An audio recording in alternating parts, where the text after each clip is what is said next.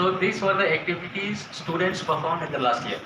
So you would have seen that it's not only the technical aspects or the hands-on experiments you are supposed to do on the robotics and artificial intelligence, but it also encompasses the other activities. So it is not only the technical skill development, but it is also the overall development of the individual.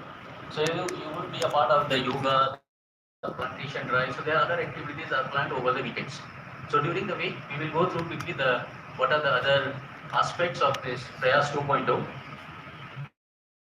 So during the week, we will go through, uh, you would take part in the other activities, like I mentioned about the plantation drive, the visits to the facilities of IIT Mandi, so that whatever your aspirations is, it should be fulfilled. In fact, this is a golden opportunity for all of you on campus for 1 month, and you have the full flexibility to.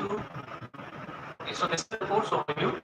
Then we have taken a step forward, the breadth and the depth of the concept. What you need to work hard for.